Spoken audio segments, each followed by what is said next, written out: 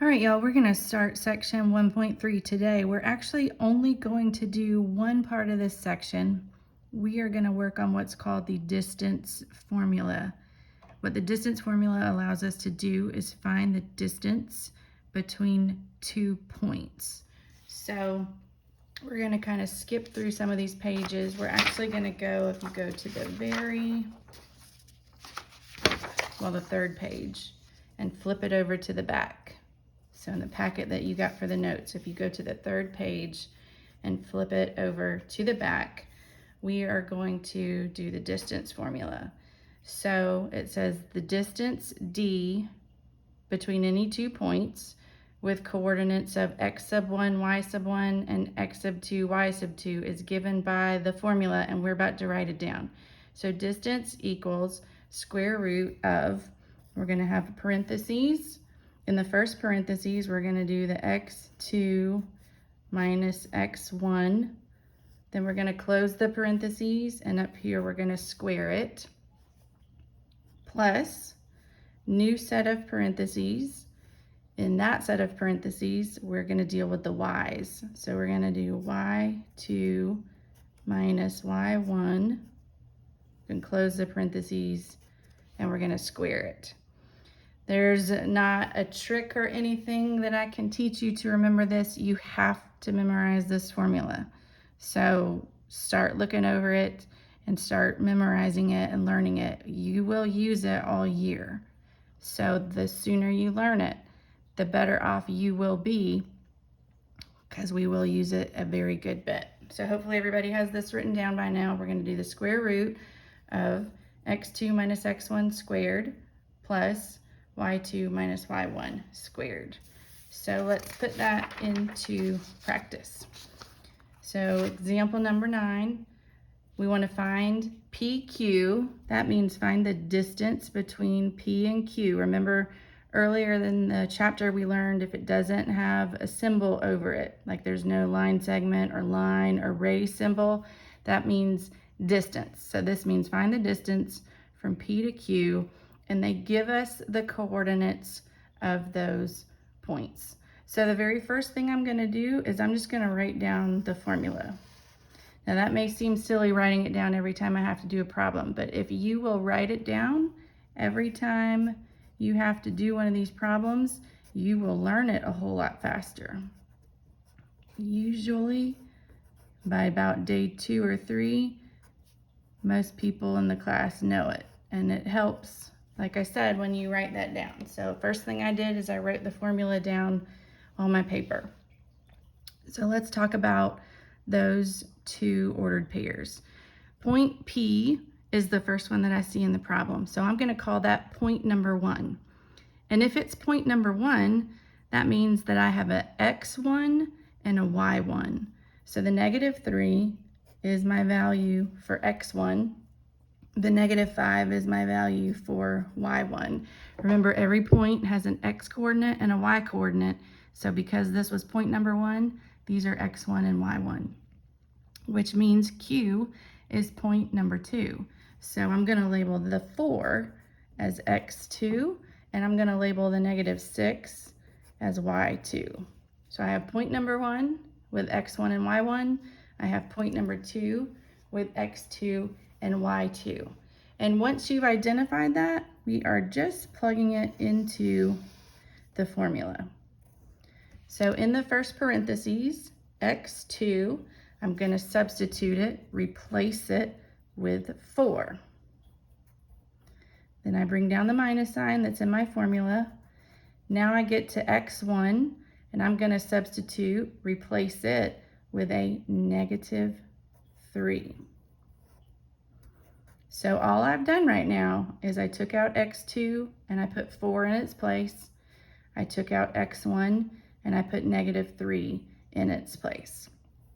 Now I'm bringing down that plus sign from my formula, and now I get to the second set of parentheses. So it starts with y2. We've already identified that as -6.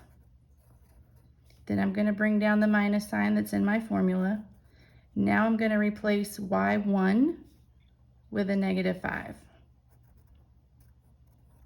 So all I've done in this step is I've taken out y2 and I replaced it with a -6. I've taken out y1 and I've replaced it with a -5. So far all we've done is just replaced all of the variables with the information that we have been given in the problem. At this point, this is where we're going to begin to do some math. Now I want to remind you of some basic adding and subtracting skills. When you see double negatives right here, that turns into a plus, because remember, subtraction means add the opposite. So this turns into a plus sign. Same thing's going to happen right here. We have those two negatives that are touching one another. It's going to turn into a plus sign. All right, so let's do some math. Order of operations tells us to do what's inside the parentheses first. So in the first set of parentheses, I have 4 plus 3, which I know is 7. And then in the second set of parentheses, I have -6 plus 5. Remember, if you're adding two numbers and they have different signs, the rule is subtract and take the sign of the bigger number. So -6 plus 5 is -1. All right, order of operations tells me now to do the exponents. So 7 squared means 7 times 7, that's going to be 49. And then -1 squared means -1 times -1, which is going to turn that into a +1. Anytime you square a number, whether you square a positive number or negative number, your outcome is going to be positive. Next, I'm going to add those numbers together under the radical. So 49 plus 1 gives me 50. All right, here's what I want you to notice. The whole way down, I kept the radical. Don't get rid of your radical. Some students start getting rid of the radical, and then by the time they get to their final answer, it's wrong because they left the radical out. Keep it as a part of your work the whole way down. Now, the square root of 50 is not the final answer. We're not going to plug this into the calculator, because if we did, we would get a decimal and we would round it, and we don't want to round an answer. We want an exact answer. If you think back to the first day of school, you got a half sheet of paper that had perfect squares on it, all the way from the square root of 1 to the square root of 625. Well, the square root of 50 is not on there because it's not a perfect square. So we have a little bit of work to do. And this goes back to your Algebra 1 skills. So I'm going to take 50 and I'm going to break it down into prime numbers. Now, some of you may have been taught factor trees and yours may look like a tree. My preference is to do it the way that I'm getting ready to do it. So if I've taught you before, you've seen this. If I've not taught you before, this may look new to you. I'm dividing, but I'm kind of doing it upside down. I want to divide by only numbers that are prime. So if you forgot what a prime number is, a prime number is a number that's only divisible by itself and the number 1. So what are some prime numbers? 2 is a prime number because it's only divisible by 2 and 1. 3 is a prime number. It's only divisible by 3 and 1. 5 is a prime number. It's only divisible by 5 and 1. 7's prime. 11's prime. 13 is prime. So that gives you an idea of what some of those prime numbers are. Now, when I break my numbers down, and this is just my preference, I like to go in order. So I always start with 2. This number is even, so I know that 2 will go into 50, and it goes into 50 25 times. All right, 25, not even, so 2 cannot go into it anymore, so then I would try 3, but 3 doesn't evenly go into 25, so I go to the next number. 5 does divide into 25, and it goes in there 5 times, and now I end in a 5, which is prime, and that's when you know you're done. So when you no longer get numbers that aren't prime, we're done. So instead of the square root of 50, what I have is the square root of 2 times 5 times 5. I'm taking those numbers right there that I just came up with, the 2, the 5, and the 5, and I'm just replacing the 50. I'm saying that 2 times 5 times 5 is the same thing as 50. Now in Algebra 1, what you should have learned is when you have a square root, you're always looking for groups of 2. You're looking for pairs. And I can see right away that I have a pair of 5s. And that's the only pair that I have. So once you find your pairs, every time you have one of those pairs, that number gets to come out. So I have one group of 5s. That means I get to take out a 5. So when you have a group, that number gets to come out. Notice I just took out one of them because I have one group of 5s. That's why I get to take out 1 5. If I had had 7 groups of 5, I would have taken out 7 5s. So the number of groups that you have tells you how many of that number you get to take out. But this 2 doesn't have a pair. It doesn't have a friend. If he doesn't have a friend, he doesn't get to bust out of jail. He has to stay underneath the radical. So my final answer is that the distance from P to Q, so PQ, equals 5 onto the square root of 2, or you might say 5 times the square root of 2. That is my final answer. That's how far apart P and Q are. So we started off with a formula, which is the geometry part. We plugged our numbers in.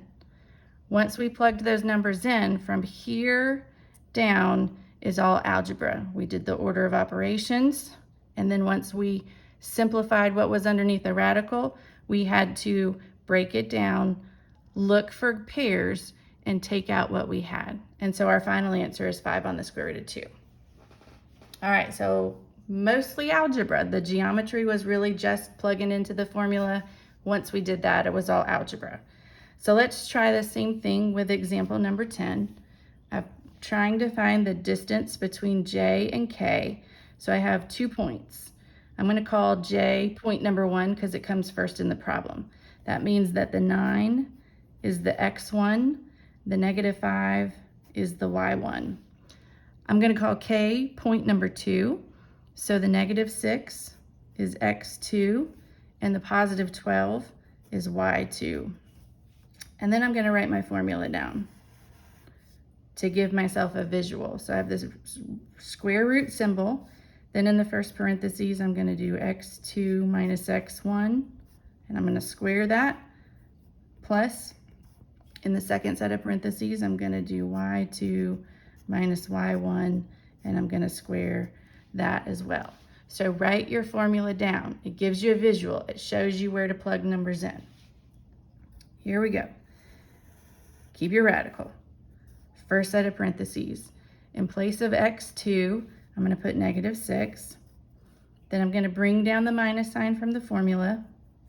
And in place of x1, I'm going to put +9. Second set of parentheses.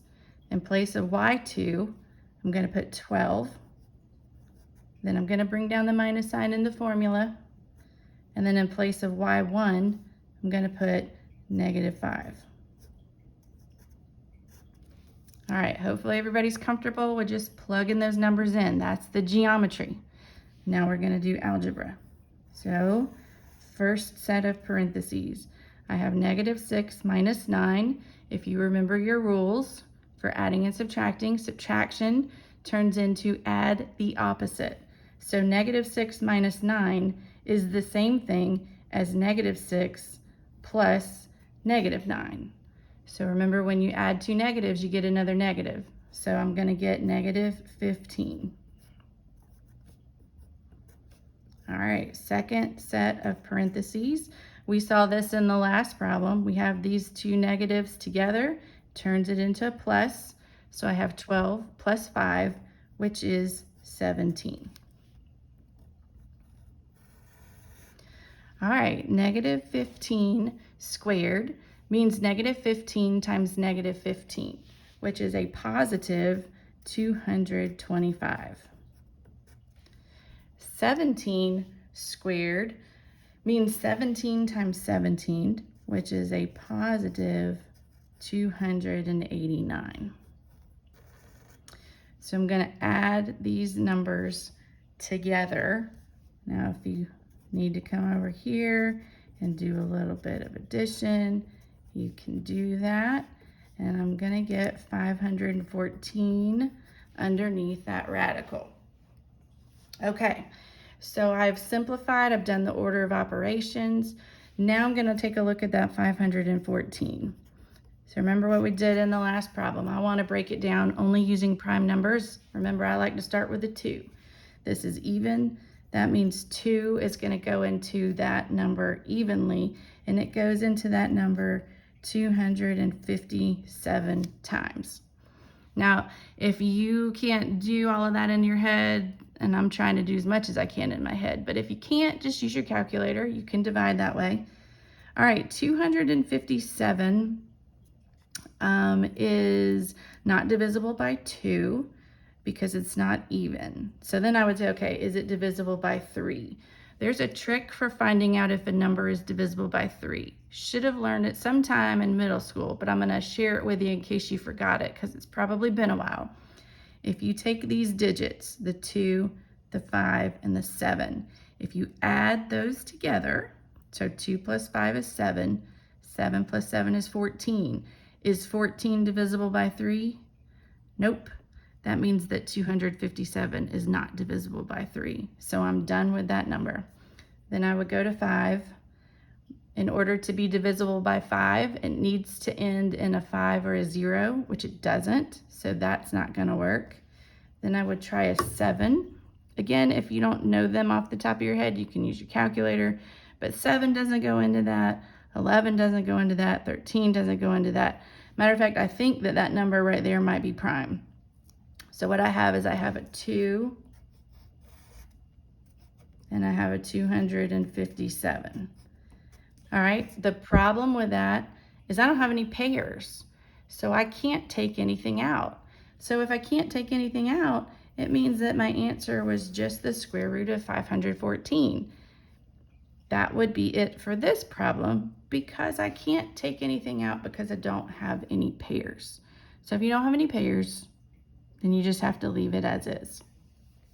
All right, now one thing I want to point out, because that's it for the examples, I want to show you one type of problem because you are going to see this on your homework and I don't want anybody to be confused.